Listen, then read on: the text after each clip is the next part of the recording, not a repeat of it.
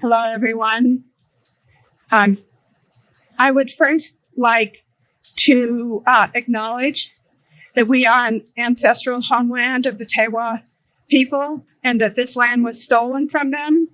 We are also in the city of Holy Faith, Santa Fe, also known as White Shell Watering Place by many tribal nations. Next, I would like to take a moment of silence for all the people who have lost their lives to nuclear weapons industrial complex. So please, may we have a moment of silence. Presently, I'm on the board of the Friends of Atomic Artist Tony Price and the Northern Rio Grande National Heritage Area. I am a lifelong activist for climate change and nuclear disarmament. I stand on the shoulders of people like Stuart Udall, who completely believed in disarmament. I'm glad that you can join us both online and in person for this event. We wish to thank the Centers for Progress and Justice, Richard Longo and David Thompson, for making this event possible and providing the space, and Ben Cohen for his creative and dedicated leadership. Nuke Watch for their years upon years of dedication to protect our planet from nuclear weapons. I'd also really like to thank the IATSE union crew that took several days to put up the money cube. We have an amazing lineup of speakers, and those of you in the room have now all seen the big surprise, the money cube. We will be going outside at the end for photo shoots and get a closer up look at the money cube and the huge waste of money being spent on nuclear weapons. Disarmament is the only answer. I have spent my life working to end the nuclear cycle, and many have, and most of us in this room have never known a world without nuclear weapons. It's time for that to end.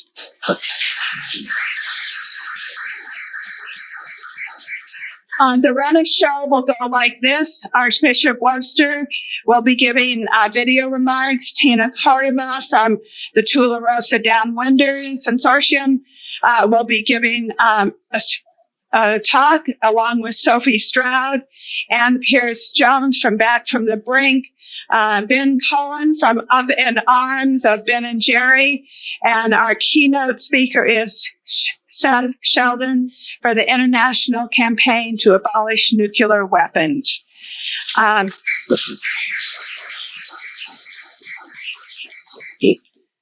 first speaker is Archbishop Webster. We're honored to share a pre-recorded message from the Archbishop of Santa Fe, John Webster.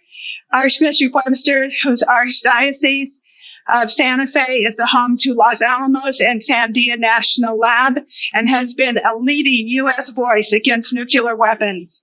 His 2022 pastoral letter, Living in the Light of Christ's Peace and a Conversation Towards Nuclear Disarmament, continues to inspire national and international efforts for peace. In the summary of his letter, he states, "We need to sustain a serious conversation in New Mexico and across the nation about universal, verifiable nuclear disarmament. We can no longer deny or ignore the danger predictors we have created for ourselves. And with a new nuclear arms race, one that is arguably more dangerous than the past Cold War, we need nuclear arms control, not an escalating nuclear arms race." So please roll the video.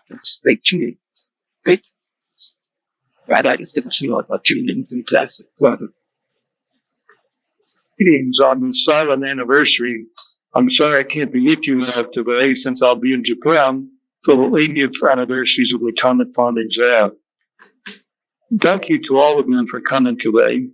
Now, thanks especially to Nuclear Watch New Mexico for organizing this event, and to Ben Cohen for his monument from Cube, pointing out the exorbitant costs of nuclear weapons. A prime example is the experiment production of plutonium pit bomb cores in our own backyard at the Los Alamos Farm. many of which is to maintain the safety and reliability of the existing stockpile. Instead, it has asked for new design nuclear weapons for the new arms race, which is currently in Antigua. FDR called the Japanese attack on Pearl Harbor a date of infamy, as it truly was. The first use of an atomic weapon in Ohio exactly 80 years ago was also an historic date of infamy. President John Kennedy Mathers, in 1961, he addressed the entire United Nations General Assembly saying this: "Today, every inhabitant of this planet must contemplate the day when this planet may no longer be habitable. Every man, woman, and child moves under a nuclear sword of Damocles, hanging by the slungiest of threads, capable of being cut at any moment by accident, by miscalculation, or by madness. The weapons of war must be abolished before they abolish us." And he was killed. Now, we face yet a second nuclear arms race, in some ways even more dangerous, given to those multiple nuclear actors, new cyber weapons, and the rise of artificial intelligence. On July 16th, the 80th anniversary of the Trinity Test, 19 New Mexican Catholic bishops and a few interfaith leaders had a simple prayer service at the very site where the first atomic bomb was detonated. I thought it was an encounter with God, or an encounter with God's creation and our place in it. Unleashing the power of the water was akin to touching the sun, to encountering the face of God in all its splendor, to drawing close to the source of life and death, to being bothered by a force never before experienced. This encounter with one of the deepest mysteries of the universe has implications for us all. Do we pull back from the brink and choose life? Or do we continue to play with fire, hoping what our luck will let out? People learned that Robert McNamara, JFK's defense secretary during the Cuban Missile Crisis, said that we survived only by plain damn luck. I asked, will our luck hold out during the second nuclear arms race? Perhaps General Bradley, a five-star general, said it best. Then, I was a world of nuclear giants and epical infants. We know more about war than we know about peace, more about killing than we know about living. We embraced the mystery of the island and rejected the Sermon on the Mount. End quote. Then finally, I crowed with the Sermon on the Mount. Blessed are the peacemakers, for they will be called children of God. It was once said that slavery could never be abolished. But Abraham Lincoln issued the Emancipation Proclamation on January 1st, 1863. I do all the time that nuclear weapons will never be abolished. But I look forward to the date when we will prevail. There are years, and things long past time for them to go. God bless you as we continue our march to the abolition of nuclear weapons. It's going to be awesome. Good.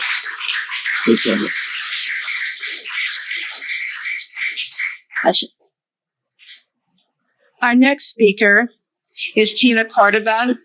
Tina Cordova is a seventh-generation native New Mexican born and raised in the small town of Tularosa in south-central New Mexico. In 2025, Tina co-founded the Tularosa Basin Downwinders Consortium, TBDC, with the late Fred Tyler. The mission of the TBDC has been to bring attention to the negative health effects suffered by the unknown, unwilling, uncompensated, innocent victims of the first nuclear blast on Earth that took place at the Trinity site in south-central New Mexico. Recently, through the efforts of the TBDC and others, an expansion of the Radiation Exposure Compensation Act was passed in Congress to bring much-needed attention and restitution to the people of New Mexico and who have sacrificed and suffered with the negative health effects of overexposure to radiation since 1945. Please welcome Tina Cordova.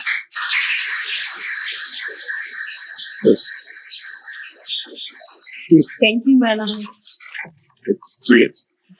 Well, first of all, I want to thank the organizations that worked on putting this event together tonight. Nuclear Watch New Mexico, Back from the Brink, ICANN, and so many others that we've been working with forever. The Tularosa Basin Downwinders Consortium would not have seen the success we saw in July if not for all the people that have stood with us, many of you in the room, who have stood with us all these many years, 20 years since we started. And we would not have seen the success that we've seen without all the support that we received. I was saying earlier to somebody here in the room that 20 years ago when I first started doing this work, people didn't want to listen. They didn't want to hear this narrative. They didn't want to believe it. And now we have an audience all over the world. We are interviewed by journalists from all over the world on a very regular basis. And people know this history. They understand this history. And most importantly, we have communicated that the first victims of an atomic bomb any place in the world were the people of New Mexico who lived as close as 12 miles to the test site. Imagine, ladies and gentlemen, they didn't want us before or afterwards. And what the people experienced was so significant that some people have never been able to shed the experience. I remember speaking over and over to different people who were alive and who experienced the bomb that morning. And what most of them have told me are two things. They thought it was the end of the world. It was greater than anything they had ever experienced before or since. There was no mechanism for communication, and so they had no way of identifying what it was that they had just experienced. I kind of think it's not laughable, but it's insane that they say they didn't warn us before because they were trying to keep this top secret. And I always tell everybody, we didn't have telephones, we didn't have TVs. We had no communication with the outside world. There was no way anybody from Carisoso was going to notify Japan about the test at Trinity. So the idea that they kept it top secret and didn't warn us before or afterwards is just crazy. So people have said the experience was so great that they never have been able to shed what they went through. And because they thought it was the end of the world, they dropped to their knees, many of them. Their mothers gathered them up and made them pray the rosary. Fully expecting, I heard one man tell his story, and he said, my mom kept telling me, don't look at that fireball, don't look at that fireball. And he said, but I knew that if it was the end of the world, I was going to see God come out the side. And so I could not stop looking at it. We are intrinsically linked to the people in Japan. And the Japanese people who have come to New Mexico throughout these 20 years to interview us have been the most kind and gracious people imaginable. Americans aren't so kind and gracious at times. I still have people, and I was mentioning this earlier, that about a year ago, Representative Ledger Fernandez was trying to get just an apology passed in the House of Representatives for the people of New Mexico who were the victims of that bomb. And there was a Republican congressman from California that got up there and said, I will never apologize to those people. It was necessary that we did this. Tough luck. Imagine, but I've never heard one Japanese journalist that I have dealt with say anything even close to that. What they have said is, this is terrible. We're sorry. It's awful. I've never had a single one of them say something offensive to me or present anything that could have even been misconstrued as offensive. And so for me, I feel so intrinsically linked to the Japanese people and to what they experienced. And I say all the time, in doing this work, I've traveled from one end of New Mexico to the other. And while I know of nobody that died the day of Trinity, it was the beginning of the end for tens of thousands of people that we've identified, including all those babies that died that summer. With me today is Bernice Gutierrez. Bernice was born 8 days before the Trinity bomb in the town of Carrizozo. And she was a baby. And I always tell her, Bernice, you survived. And I think one of the reasons Bernice survived is because she has taken the time to collect all the death certificates that we can actually access for babies that died that summer. And thousands of babies died. The government has never returned to assess the damage or atone for the damage. She's on our steering committee, and I'm ever grateful for the support that I have received from Bernice throughout the years. With me today, too, is Paul Pino from our steering committee, also from Carrizozo. And one of the things that Paul revealed to us as we've been doing this work is that as a teacher, an educator, he watched one of those reel-to-reel films one time, and he presented it to his class. And in that film, they said something like, when they were organizing to evacuate the people of Carrizozo, they lined up cattle trucks. So I dug a little deeper into that. And we had active rail systems through all those little towns, through Tularosa, through Carrizozo, through Socorro, through San Antonio. Instead of setting up some rail cars, some train cars to evacuate people, they set up some cattle trucks. And I always remind people, we don't even move cattle in July because it's so inhumane. And for me, the visual that comes to life when I hear that is of Bernice's mom wrapping her up in a blanket and being herded into a filthy cattle truck that doesn't have proper ventilation and no place to sit down. And then them being driven away on dirt roads, because let me remind you, the roads were dirt roads back then, and taken where, I'm not sure. But that's how little concern they had for our health. And that's how little concern they had for what happened to us. Never did they return to tell us afterwards that it was likely we were horribly overexposed to radiation. And we've been dying ever since. In July, we had this major accomplishment. After bills being introduced in the U.S. Congress for 15 years, we finally had a success. And we're very grateful for that. But our work is nowhere near being over. We need healthcare coverage. They stripped that out of the bill. They are only giving us 2 years of an extension.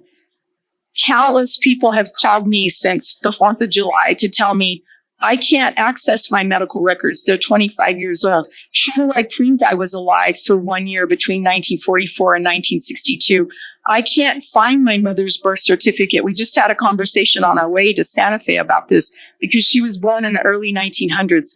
So many people will never be able to reach the goal of attaining the compensation for family members because too much time has passed. So our work is not over. And I hope that all of you will continue to join with us as we push forward. They have opened the door to us, and we will continue to go back. Mind you, you had to have lived in New Mexico from 1944 through 1962. 44 was established because that's when they first started testing radioactive lanthanum at Los Alamos and releasing radioactive debris from that. 62 was chosen because that was the last above ground test that took place in Nevada. And the records that our government kept about Nevada show that New Mexico received radiation from the tests in Nevada. Very soon, very, very soon, there is a scientist at Princeton that has mapped out the fallout from all of the above ground tests, starting with Trinity through all the tests that took place in Nevada, using today's technology and using historical weather data. And what that is going to show us, because they have already allowed me to look at their findings, is that with the 93 tests at Nevada that detonated and the one test at Trinity, New Mexico was the second most irradiated state of the states that received radiation. Nevada was the first.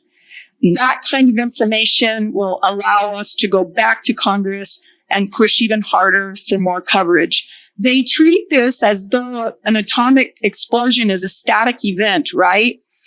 It happened in 1962, and if you were alive at the time, you became exposed. But we all know differently because those radioactive isotopes have exceedingly long half-lives, and people are exposed over and over again throughout time. And so we will go back. On the table at the entryway where Nuclear Watch New Mexico has their information, I have left a one-page flyer that you all can access if you have questions. The most important thing is they have not started the application process yet.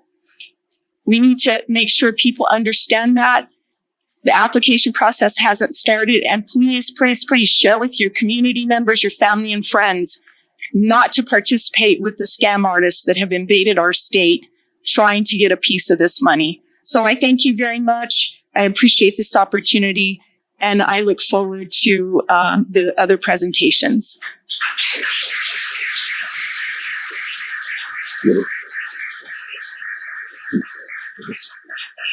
Thank you, Tina, for those powerful words. Next speaker is Sophie Stroud, as a Nuclear Watch New Mexico Communication and Assistant Director. She has a degree in multimedia and is committed to a career in anti-nuclear weapon activism, currently assuming increasing responsibilities in her programmatic direction and implementation at Nuke Watch. Her work focuses on finding a new and creative ways to engage the public and youth in confronting the legacy and the ongoing reality of nuclear weapon production. And she is firm in the belief that the fear and frustration younger generations feel about the existential threat like climate change and nuclear war demand direct acknowledgement and confrontation through education and sustained pressure on the institution enabling these threats. Welcome, Sophie. She's also an organizer of this event, and I am so happy to have one of the youth up here with me.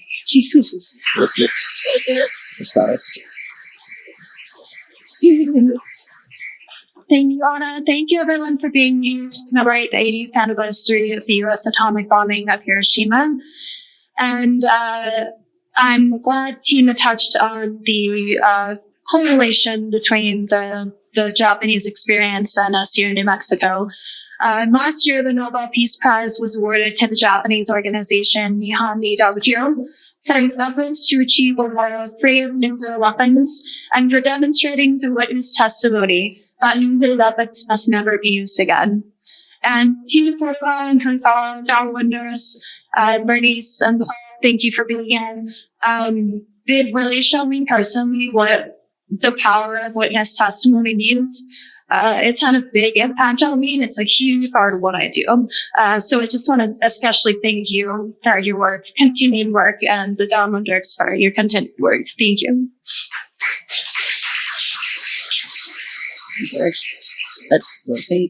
8 years later, it is beyond time to get rid of nuclear weapons. And so, sadly, this country is doing the opposite. Next slide. You saw the incredible installation outside showing the US's annual spending on nuclear weapons. While selling this national law alone, $5 billion would be poured into nuclear weapons programs in fiscal year 2026, which begins this October. $1 billion was added to last year's budget, and that includes a 42% increase for nuclear warheads. At the same time, non-proliferation programs are being cut, science is being sliced in half, and renewables are being zeroed out, just completely gone. To say this feels backwards doesn't even begin to cover it. Weapons up, renewables down, but where are we going? What are we doing? It feels so backwards. And what impact does this have on the day-to-day lives of average New Mexicans? It's absolutely not a beneficial one.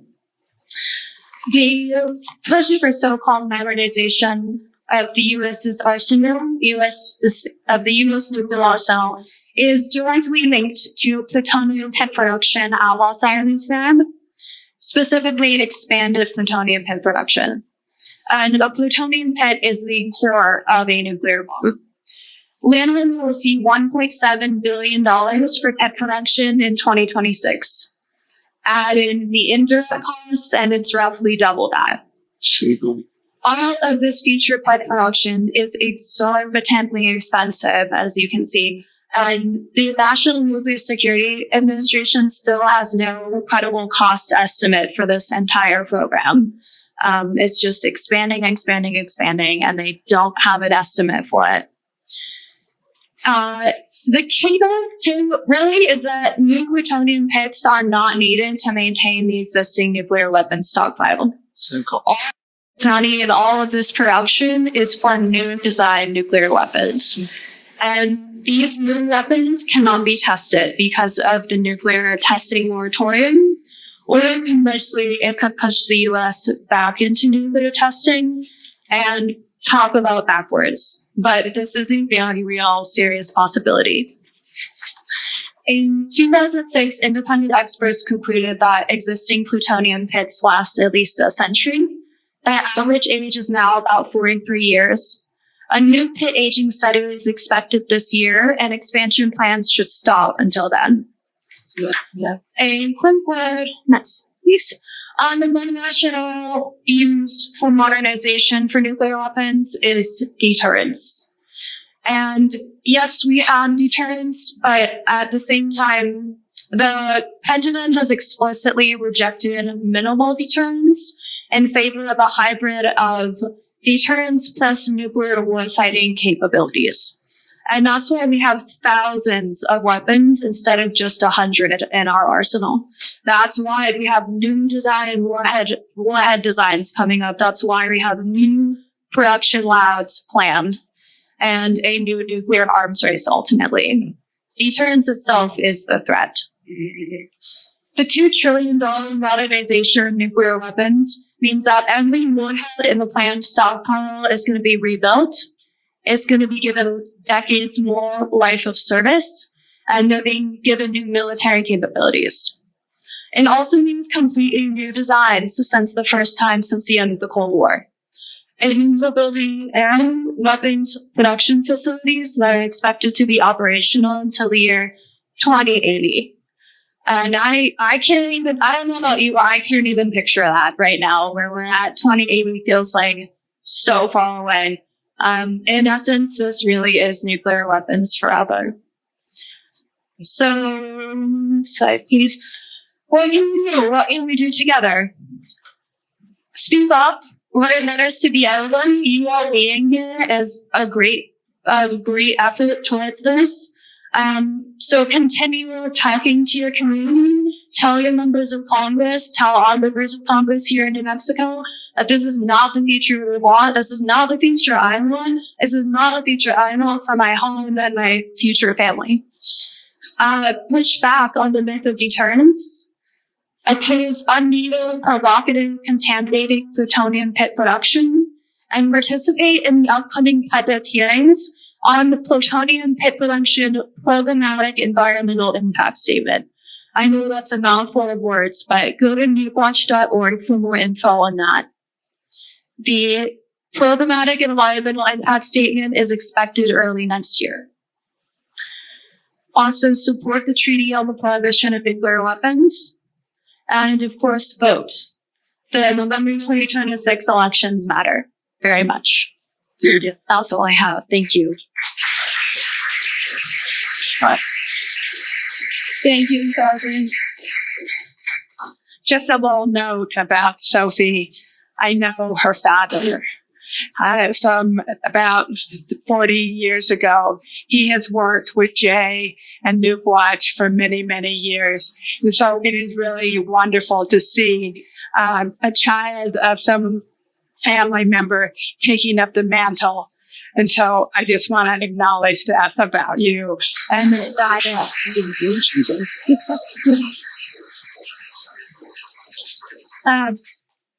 our next speaker is Ann Pierce-Jones.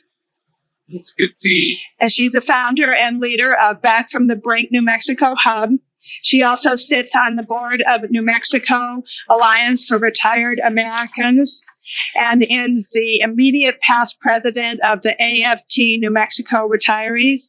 As a parent, an educator, and an SBI Buddhist for over 40 years, she views the abolition of nuclear weapons as foundational to the survival of our planet. Please welcome Anne.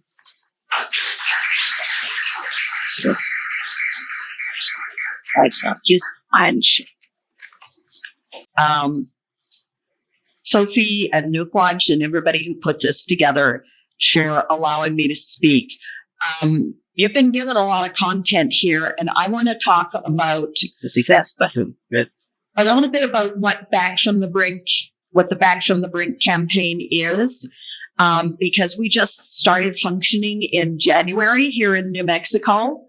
And then I want to also talk to you about an action that you can take to push back on some of this. So basically, Back from the Brink is a national coalition of individuals, organizations, and elected officials. We're organized into local groups called hubs, and we're really a fairly small movement at this point, but growing. A year ago, we had, I think, 16 hubs in the country. We're up to 26 as of this night.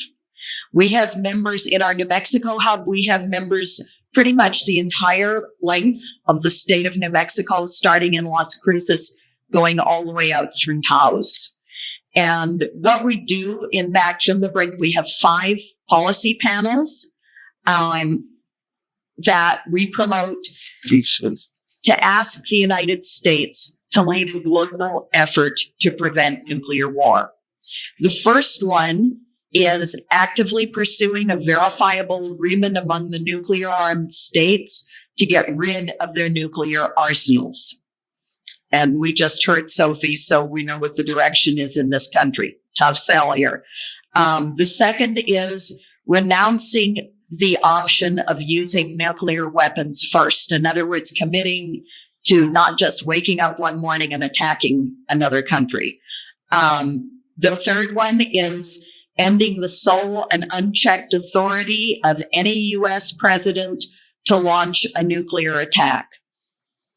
Because right now, the president can get up and he can decide to go press that button, and that's his choice. I don't think we want that button in the hands of any single human being, no matter who it is. Okay.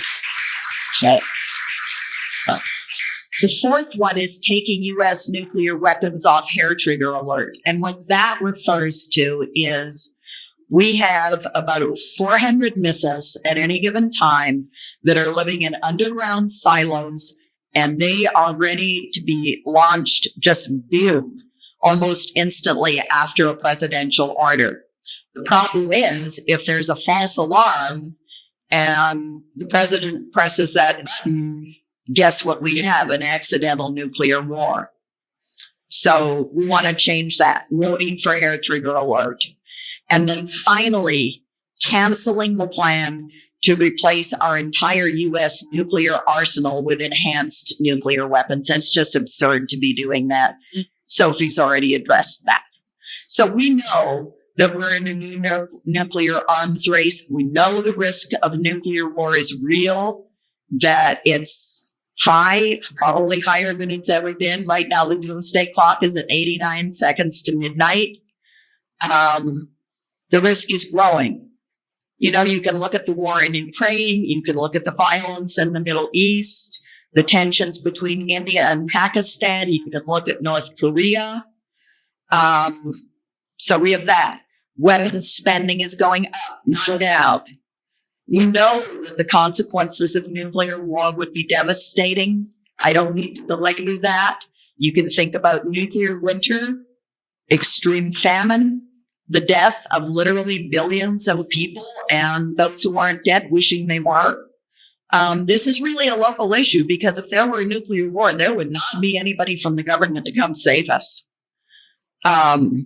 This is not a priority for Washington.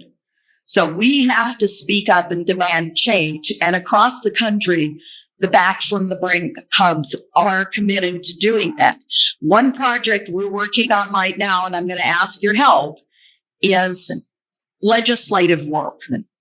Okay. And the legislative work is part of the core mission of Back from the Brink. We've got 2 resolutions right now that support the Back from the Brink policy planks that are up in Washington, D.C., and they're both owned in committee. One is House Resolution 317. The other is Senate Resolution 323. They say the same thing, but one is in the House, one is in the Senate. Okay. These resolutions urge the U.S. government to stand up and lead a global effort to not just halt, but reverse the nuclear arms race and to aggressively pursue agreements with the other nuclear powers, because there are 9 nuclear powers, to reduce and then get rid of all nuclear arsenals, and not just say, oh, I'm getting rid of them, but have it be provable that we did what they did. So we need co-sponsors for both resolutions. This is one of the ways that we can make it a greater chance of the resolutions being heard on the floor in 2 houses of Congress. So the Hub has been reaching out to our New Mexico congressional delegation. If you attended the events, either our kickoff on July 12th or the Trinity Remembrance on July 13th, you know that we had Ira Helfand and Eddie Lachey here. Ira and Eddie and I met with Melody Stansbury's office that week following those events. We are talking to her. The Hub is talking to her about endorsing House Resolution 317, and not just endorsing it, but who else can she persuade to sign on as a co-sponsor? Okay. I'm asking you to help each and every one of you by contacting your U.S. representative and both of our U.S. senators, both Martin Heinrich and Ray Lujan, to urge them to sign on as co-sponsors. This is a really simple process. It's online. We have got a handout out in the lobby. This is what it looks like. There's a QR code, and there's also the URL where you can go to do this.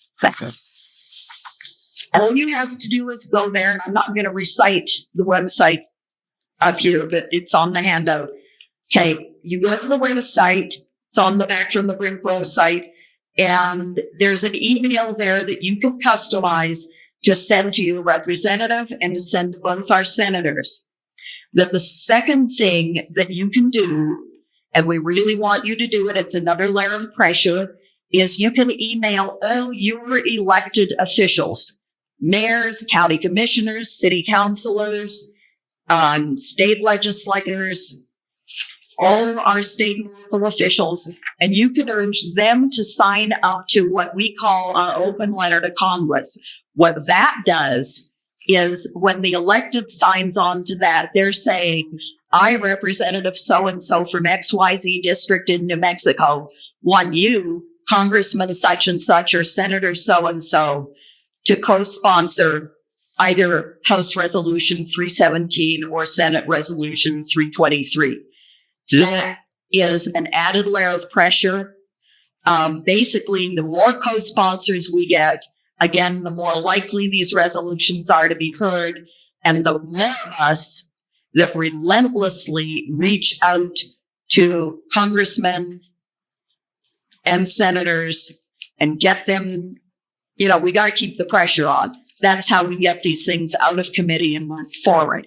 It may take multiple legislative sessions. Look how long the Downwinders worked before now we have the crack in the dam. That's the 2 years of RECA.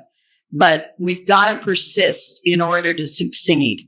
This is 100 of us taking one step together to change our nuclear policies, to get rid of the nuclear weapons, to make the country and the planet safer.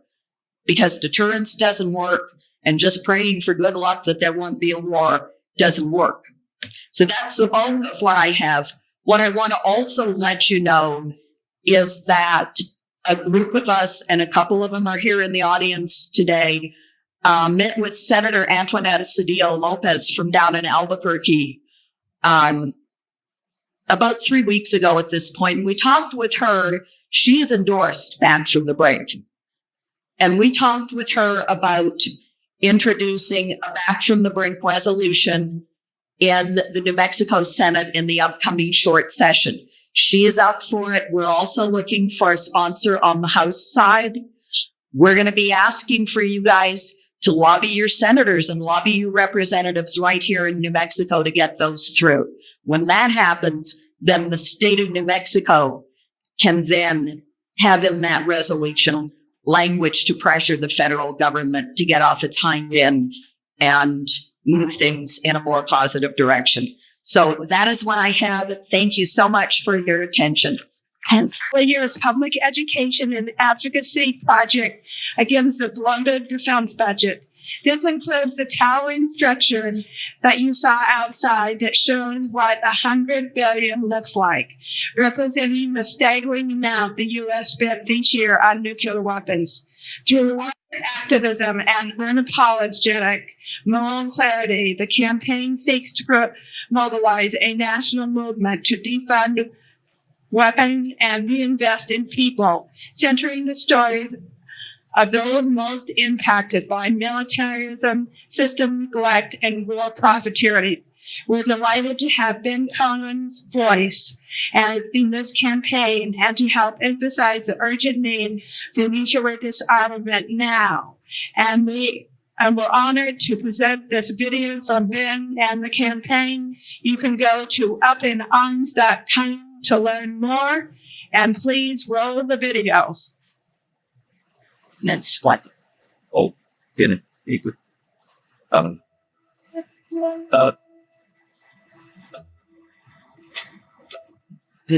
There's something that's been driving me at the lip.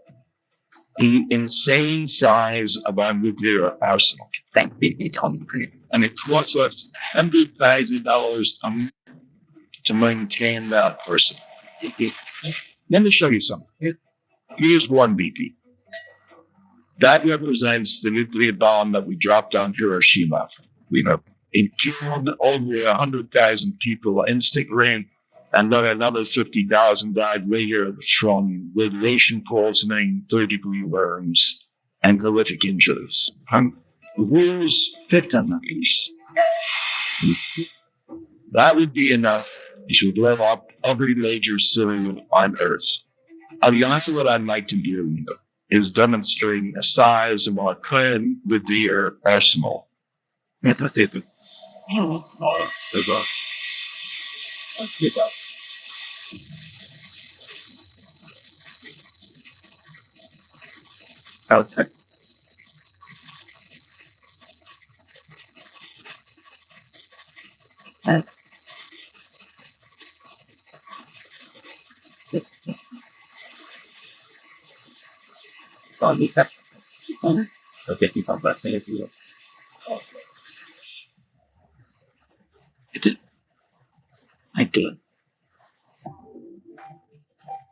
was 15,000 boobies, the equivalent of 50,000 Hiroshima-sized bombs. Enough to kill anything on Earth lots of times. And on top of that, our government is trying to spend another $2 trillion on building a whole generation of nuclear weapons. Well, that's crazy. That's absurd. And it doesn't make any sense. And they're doing it with our money and in our name. A lot of people view that demo and they're kind of depressed. But I see it as an opportunity because we can stop wasting our money on overkill and will instead shift it to housing, healthcare, and education. The stuff you really need. So if you want to help change it up, click on the link. It's down there. It's the joyful journey for justice. It feels really good to be doing something about something that's world bad. Okay, bye-bye.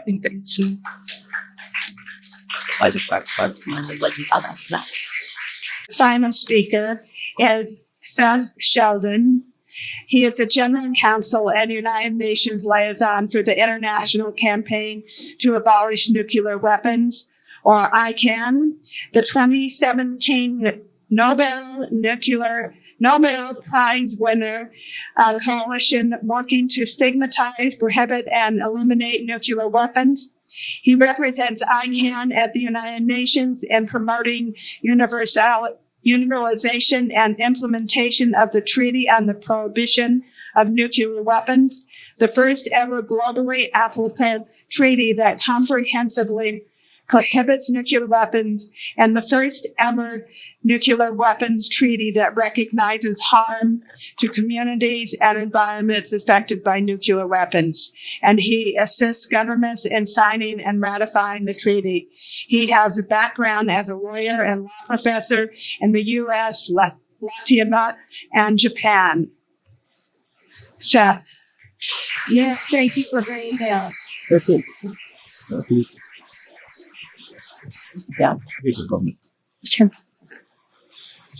Well, thank you, and thank you very much. Okay. Thank you for letting me in today's really important thing. And thanks to Nuclear Watch New Mexico and the other speakers here. It's a privilege to be with you. As we just saw Ben Cohen say, it does feel really good to be doing something about something really bad. But what should we be doing? So today, we commemorate the horrors of nuclear weapons use as we condemn the spending that perpetuates further horror. I talked to you also about the new United Nations Treaty on the Prohibition of Nuclear Weapons. This treaty that Sophie Straw just mentioned as well, that although the United States and other nuclear-armed countries have so far dismissed, the vast majority of the world's countries have pursued as the only pathway out of this existential crisis. And I'll tell you what you can do to support it. Our organization, the International Campaign to Abolish Nuclear Weapons, or ICANN, is a coalition of non-governmental organizations. Today, we are more than 700 NGOs in 110 countries, all working to stigmatize, prohibit, and eliminate nuclear weapons before they eliminate us. Yeah. And we're using this treaty as a key solution. We got like about Today, our campaigners are around the world commemorating this 80th anniversary of the U.S. bombings of Hiroshima and on Saturday of Nagasaki. But too many people still invoke those bombings as the only uses of nuclear weapons, where here we know that the harm extends far beyond that. As Tina Cordova just said, before the U.S. bombed Japan, the U.S. bombed New Mexico. We know now that the Trinity detonation, which burned hotter than the sun, which caused radioactive ash to thaw out for days, Tina spoke about the babies that died. We now know that in the following months, infant mortality in New Mexico increased by 56%. We know now that ionizing radiation is so particularly dangerous to rapidly dividing cells, making young children and pregnant women particularly vulnerable. Tina referenced the studies on fallout. We now know from relating sets of studies that radioactive fallout from Trinity spread to 46 U.S. states plus Canada and Mexico. It had ended there. It ended after hundreds of thousands of people were vaporized, died, or poisoned to death weeks later in Hiroshima and Nagasaki. But it didn't. Nuclear armed states went on to detonate more than 2,000 more nuclear weapons, many in the southwest U.S., yes, but throughout the world, in often their colonies or their former colonies, always harming unsuspecting and uninformed populations. The communities downwind from these blasts continue to suffer. Tina has said in the past, we don't ask if we'll get cancer, we ask when it will be our turn. For those who are affected, what difference does it make to them if the weapons were used in conflict or in a so-called test? To them, the harms are the same. It's driving the insane, the continued insanity, driving the budget and the insanity of the spending that Sophie Stroud and Ben Cohen laid out for us is a nuclear industrial complex that justifies action by perpetuating this dangerous myth that nuclear deterrence keeps us safe. In blocking this myth, we need to show how nuclear weapons are harming people now. The harms that persist now from those thousands of detonations. We are all downwinders, as has been said. Then beyond the detonations, the harms from the mining, the milling, the manufacture, the waste from the nuclear weapons industry, poisoning people and lands. Now, we must show how the myth enables aggression and violence. Now, how from Ukraine to Gaza, India, Pakistan, nuclear weapons are not preventing conflict. It's quite the opposite. Nuclear-armed states are engaged in more conflict than non-nuclear weapon states. The myth allows nuclear-armed states to spend these billions of dollars that is Soviets said feels fabulous, right? It does. And Ben said we could be shifting to housing, healthcare, education now. Nuclear deterrence is an unprovable theory, whereas harms from nuclear weapons are lived reality now. The longer we delay and rejecting the deterrence myth, the higher the likelihood that we will sleepwalk into nuclear war, intentionally or accidentally.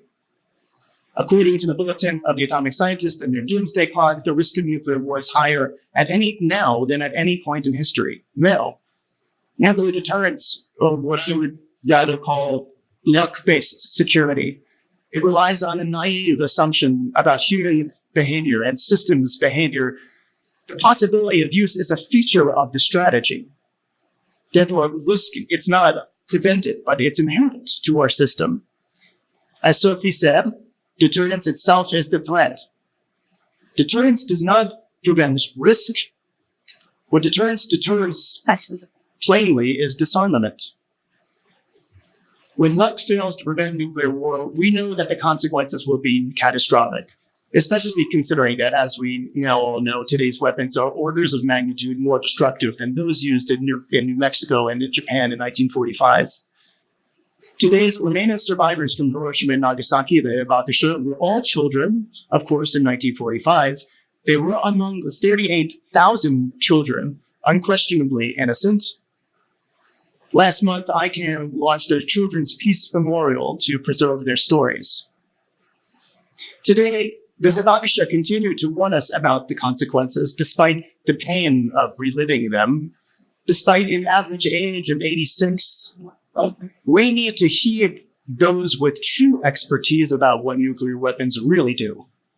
Now, we are running out of time to hear from them.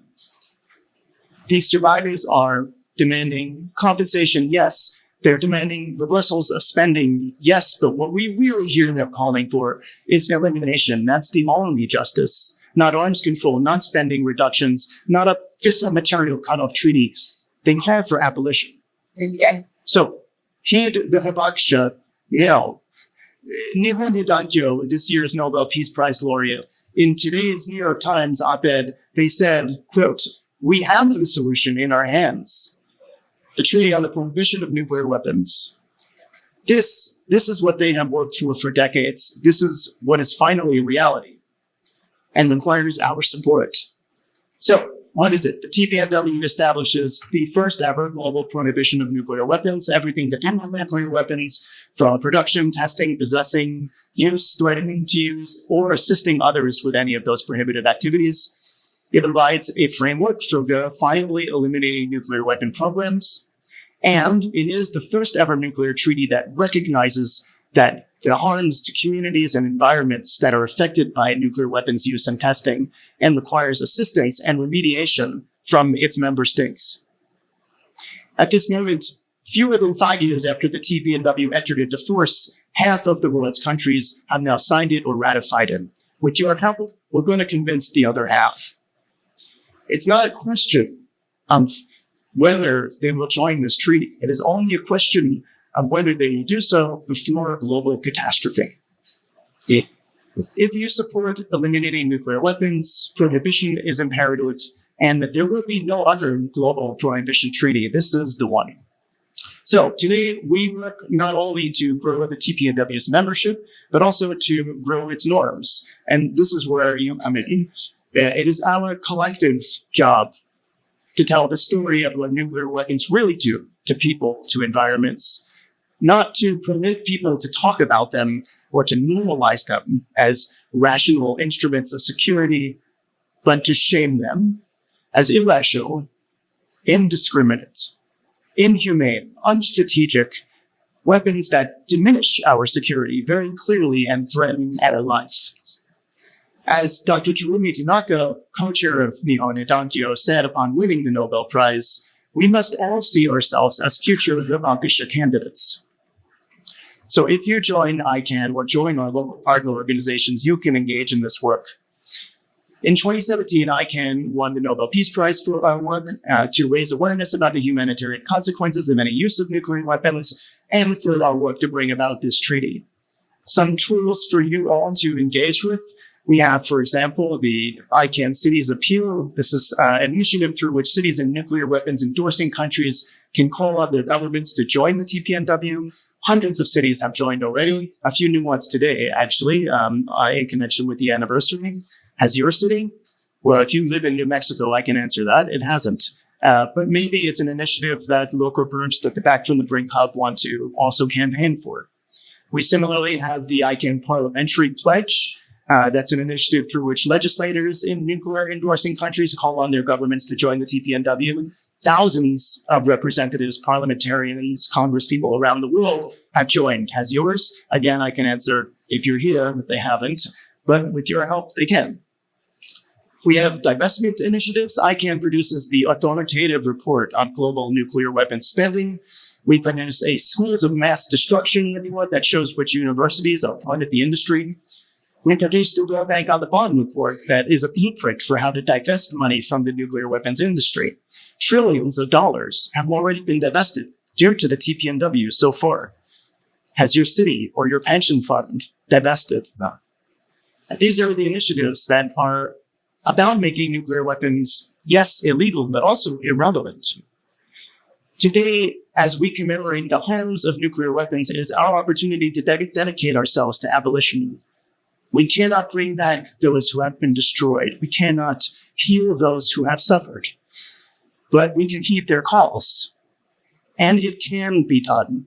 Humans made nuclear weapons. Humans can take them apart. We've done so in the past. We've disassembled already more than 50,000 nuclear weapons in the aftermath of the Cold War. Of all the world's great existential threats, this is the one that we have the best chance to solve. The TPNW, we have seen most of the work finding the way. Soon, we will see the number of states that are part of this treaty reach global majority. That will happen very soon. And as civil society, we should be poised to seize the moment. And as the United States, well, if we cannot lead, we must fight. The very first review conference of this treaty will be next November. You can take part. Please look us out. Find us on the web at icanw.org. Follow us on socials at #nuclearban. Thank you again for being here today. And on this solemn occasion, thank you for including us. Thank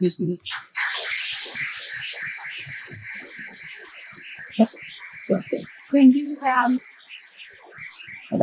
It is an honor to have ICANN here with us, to have Tina, Anne, and Sophie. We are grateful to everyone participating. We're grateful to those of you who showed up.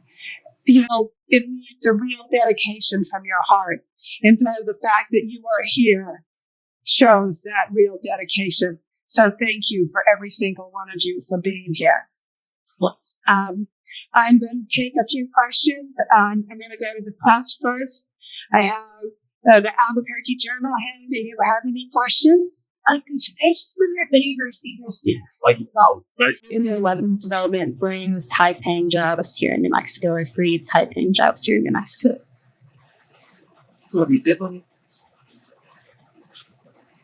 I would love to answer that question.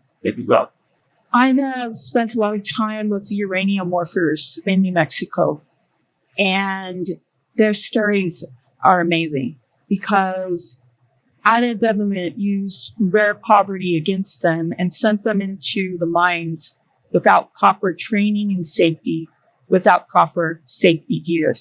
And if you asked every one of those miners who now is dying, what they're going to take that job again if they knew back then, if they know now, they would say absolutely not. And it's not necessarily about the harm that is done to them as individuals. It's about the harm they fear was done to their families because of what they brought back. So my answer is they always tell us this is an economic development program that no job is better than a filthy job. No job is better than a dirty job. And somehow in this state, we have to change the dialogue around whether or not this is benefiting the average person in New Mexico, because what we have seen is a lot of sacrifice, a lot of suffering, and very little benefit to the average person in New Mexico. Okay, that's really good. Oh, wait, Cormac from New Mexico. yeah, Cormac with Son of New Mexican. Thank you guys for being here. I guess I wanted to ask something about something that isn't necessarily Mexico related, but just on the this very somber anniversary. So I was wondering if you guys would want to reflect a little bit about what the bombing of Hiroshima and Nagasaki sort of means, and we're all seeing photos together on the day of that anniversary. So yeah, I was wondering if you guys could have thought that.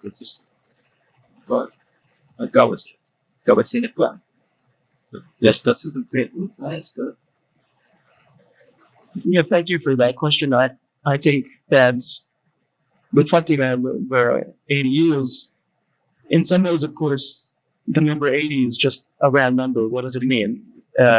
It's an opportunity for us to find a moment to reflect. And for me, the reflection is about urgency. Because, as I was saying, the average age of Hiroshima, the survivors are 86 years old. There's nothing as powerful, as speaking their experience, as hearing direct testimony from people who are these experts in what nuclear weapons do. So, to me, this is a moment to realize how little time we have to actually take their advice and avoid the disaster. So that's one element of what I reflect on in isolated years.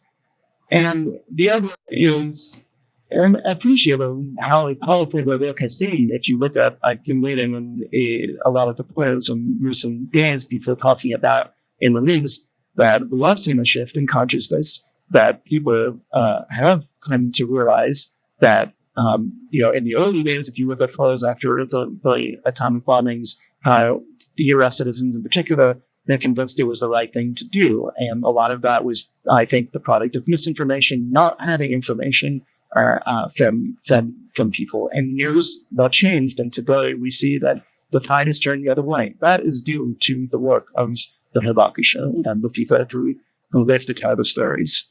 This is one element of, again, why I think it's so urgent, and why it's so important to frame this question not about whether or not we made a right choice, or whether or not the nuclear weapons are protecting us. The question should not be whether deterrence could work or ever has worked. The question is, will it work in perpetuity? If there's a chance that it won't, that's the end of humanity. So that's what the 80 years means to me.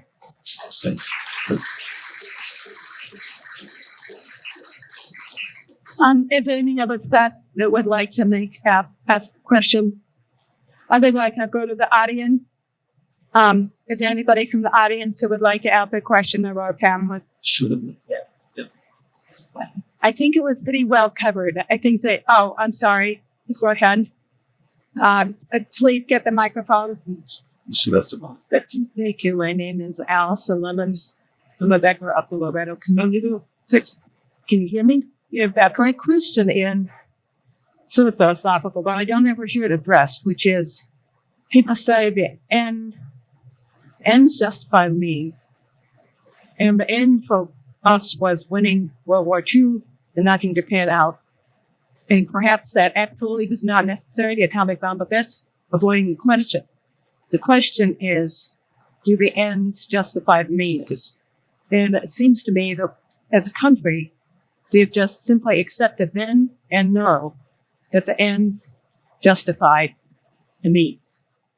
The means being nuclear weapons, the ends being, I don't know, the money. I don't know why. We don't have the money, but some Does anyone have any answer to that argument?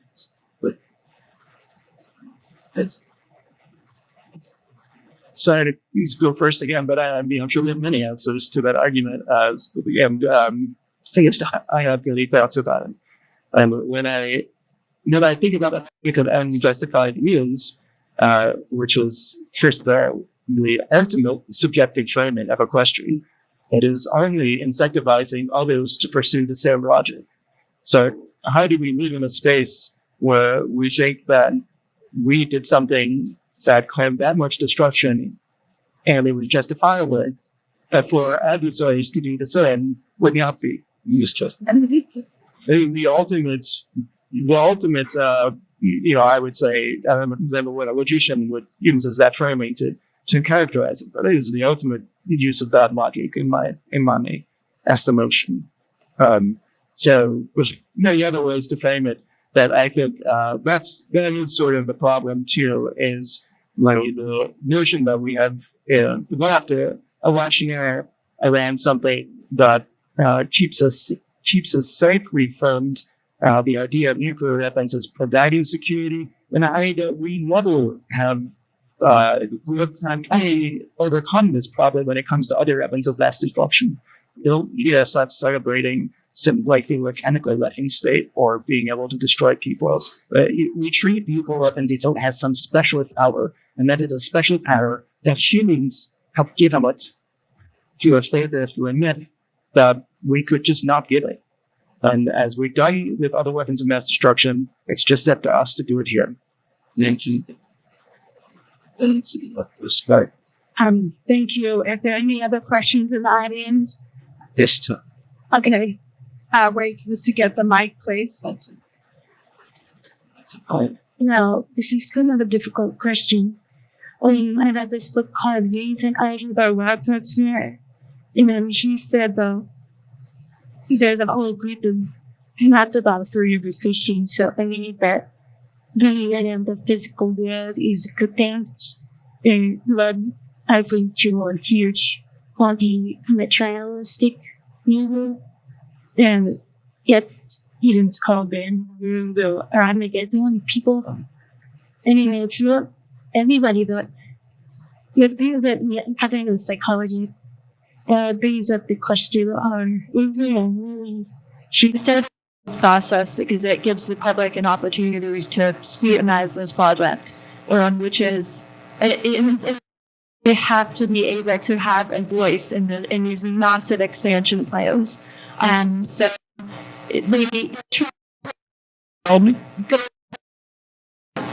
an impact statement, but we've got them good for that, and hopefully have a success there in the future. But this is the kind of activism right now that we're working on getting people involved with that plan. So yes. So yes, thank you. That's Island's hope. We have on New Mexican Roman organizations with productions in South Korea. One like to do it was fun everybody there like this. Let's do your auctions. Let's do your auction. Let's do your outfits. From Santa Fe, New Mexico. And I'll send it for you right away. I'll get it in a few seconds. You want to get it? My clothes. Just did a hat.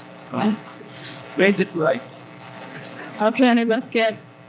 From Santa Fe, New Mexico. Look, I'm an auction. Look, I'm doing the auction.